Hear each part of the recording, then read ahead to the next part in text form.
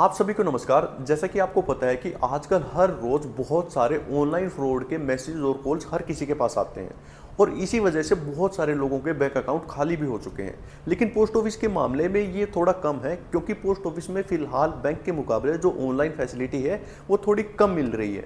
देखिए, ये बढ़नी चाहिए, मैं ऐसा नहीं कह रहा कि ऑनलाइन फैसिलिटी नहीं होनी चाहिए, लेकिन इसका एक थोड़ा फायदा ये हो जाता है कि वहाँ पे ऑनलाइन फ्रॉड थोड़े कम हो रहे हैं। देखिए, पोस्ट ऑफिस में ऑनलाइन के बजाय और बहुत सारे ऐसे तरीके हैं जिसकी वजह से आपके अकाउंट से फ्रॉड हो सकता है और आपका अकाउंट भी खाली हो सकता है।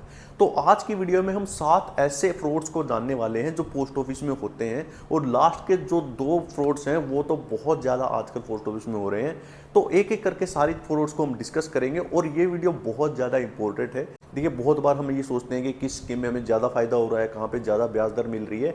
वो चीज़ें बाद में, अगर आपका अकाउंट ही नहीं रहा, आपके अकाउंट में पैसे ही नहीं रहे, तो उसका फ़ायदा ही क्या है। तो आज की वीडियो बहुत ज़्यादा इंपॉर्टेंट है आपके लिए है, इसीलिए जो भी तरीके फ्रॉड के आज हम डिस्कस करने वाले हैं उनको बिल्कुल ध्यान से सुन लीजिएगा, ताकि आपके साथ कोई भी ऐसा फ्रॉड ना हो सके। देखिए, जैसा कि हमने स्टार्टिंग में बात करी, ऑनलाइन फैसिलिटी पोस्ट ऑफिस में बहुत ज़्यादा कम है। इसी वजह से बहुत सारे अकाउंट ऐसे हैं जिसमें अभी तक भी मोबाइल नंबर अपडेट नहीं है। अगर आपका भी मोबाइल नंबर अपडेट नहीं है पोस्ट ऑफिस के अकाउंट में, तो उसको अपडेट करवा लीजिए, क्योंकि अगर आपका मोबाइल नंबर अपडेट नहीं होगा, आप जो भी पैसे निकलवाएंगे या पैसे जमा करेंगे उसका मैसेज आपके पास नहीं आएगा। मान लीजिए किसी ने फ्रॉड तरीके से आपके अकाउंट से पैसे निकाल लिए और आपके पास मैसेज भी नहीं आया और आपको पता चला 1 महीने 2 महीने बाद, तो तब तक बहुत देर हो चुकी होगी।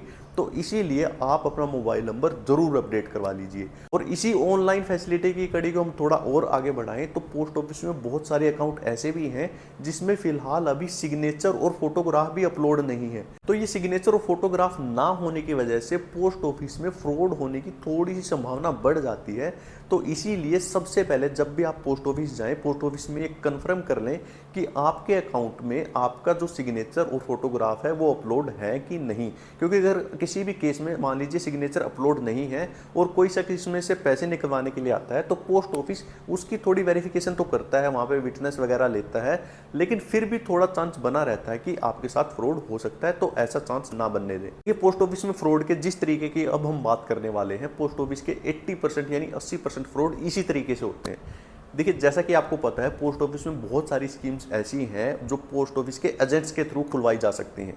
ऐसी ये पोस्ट ऑफिस की स्कीम है आरडी स्कीम। देखिए, आरडी स्कीम एक ऐसी स्कीम है जिसमें हमें हर महीने पैसे जमा करने होते हैं।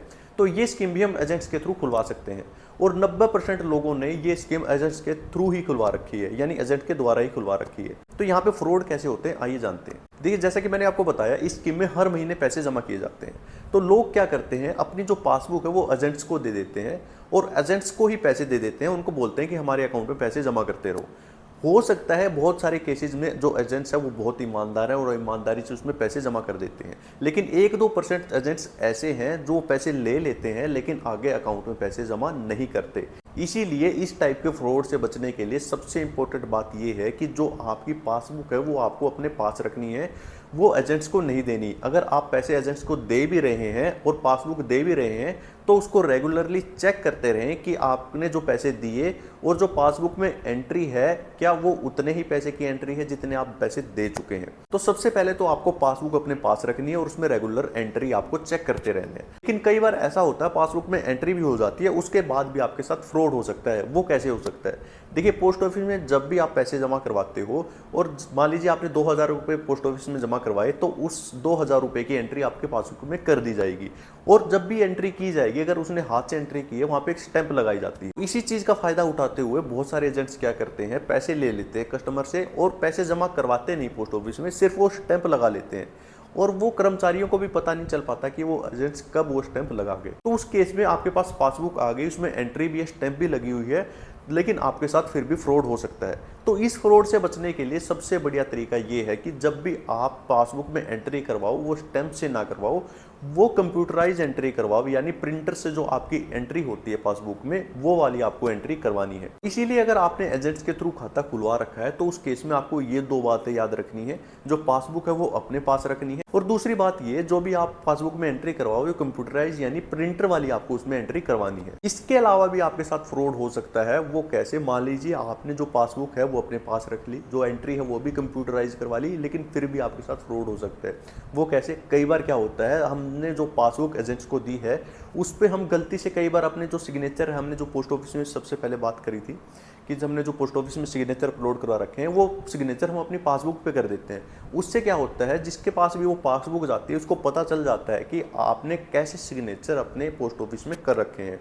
तो कभी भी भूल के अपने सिग्नेचर अपनी पासबुक पे ना करें, वरना कोई भी उन सिग्नेचर की कॉपी करके वो पैसे आपके अकाउंट से निकलवा सकता है। क्योंकि जैसा कि मैंने आपको बताया कि पोस्ट ऑफिस में फोटो कई बार अपलोड नहीं होते, जो पेमेंट की जाती है वो सिग्नेचर के बेस पे ही की जाती है। देखिए, ये तो वो सावधानियां थी आपको जब बरतनी है अगर आपने अकाउंट खुलवा रखा है एजेंट्स के थ्रू। मान लीजिए आपने एजेंट्स के थ्रू अकाउंट नहीं खुलवा रखा, आप डायरेक्ट ही पोस्ट ऑफिस जाकर लेन देन करते हो, तो उस केस में भी आपको कुछ सावधानियां बरतनी है। वो क्या है, देखिए, जैसे ही आप पोस्ट ऑफिस जाओ कोई भी ट्रांजैक्शन करने के लिए, यानी पैसे निकलवाने के लिए या पैसे जमा करने के लिए, तो हमेशा अपनी पासबुक अपने साथ लेके जाओ। मान लीजिए आप 50,000 रुपये जमा करने के लिए पोस्ट ऑफिस जाते हो, तो वहाँ पे जैसे ही आपके 50,000 रुपये जमा हो जाते हैं आपके अकाउंट में, तो आपको अपनी पासबुक प्रिंट करवानी है। तो आपको देखना है कि आपकी पासबुक में वो 50,000 रुपये की एंट्री आ गई है या नहीं आ गई है। तो कई बार क्या होता है कि क्लैरिकल मिस्टेक की वजह से 50,000 रुपये की जगह 5,000 रुपये वहां जमा हो सकते हैं। कई बार ऐसा हो सकता है कि आपने 1 लाख रुपए जमा करवाए और एक शून्य कम लग गई और 10,000 रुपये आपके अकाउंट में जमा हो गए। तो उस केस में भी आपके अकाउंट के साथ थोड़ी सी छेड़खानी हो सकती है। उस चीज का ध्यान रखिएगा कि आपने जितने रुपए जमा करवाए हैं उतने ही रुपए आपके अकाउंट में जमा हुए हैं, या आप जितने रुपए आपने निकलवाए हैं उतने रुपए आपके अकाउंट से निकले हैं। अगला तरीका पोस्ट ऑफिस में फ्रॉड होने का वो ये है, उसमें क्या होता है, कई बार जब भी हम पोस्ट ऑफिस जाते हैं, मान लीजिए हमें पैसे निकलवाने हैं, तो हमें फॉर्म भरना नहीं आता। कई बार क्या होता है कि हम फॉर्म पे सिर्फ साइन कर देते हैं और दूसरे व्यक्ति को बोलते हैं कि इसका हमारा फॉर्म भर दो। दूसरा व्यक्ति हो सकता है उसको छुपा ले, कह दे कि इसमें थोड़ी बहुत गलती होगी, आप दूसरा फॉर्म भर दो, और हम दूसरा फॉर्म भर देते हैं और वो शख्स हो सकता है पहले वाला फॉर्म जो आपने भरा था वो अपने पास रखे और आपको ध्यान भी नहीं रहा। और जैसा कि मैंने आपको बताया, उस पोस्ट ऑफिस में हो सकता है फोटोग्राफ अपलोड ना हो आपके, वो जो कर्मचारी है वो सिर्फ सिग्नेचर देकर पेमेंट करेगा, तो वहां पे सिग्नेचर तो आपके मिलेंगे ही, क्योंकि आपने ऑलरेडी उस फॉर्म पे साइन करके उस शख्स को दिए थे। इसीलिए जब भी आप भी कोई भी फॉर्म पोस्ट ऑफिस में भरें, वो फॉर्म किसी को भी ना दें, क्योंकि उसके द्वारा भी आपके साथ धोखाधड़ी हो सकती है। तो ये तो कुछ ऐसे पॉइंट जिसके थ्रू आपके साथ फ्रॉड हो सकता है। आपको ये वीडियो कैसी लगी उसके बारे में कमेंट करके जरूर बताइएगा। अगर आपको वीडियो थोड़ी भी इन्फॉर्मेटिव लगी तो चैनल को लाइक शेयर सब्सक्राइब कर दीजिए। वीडियो देखने के लिए आपका बहुत बहुत धन्यवाद।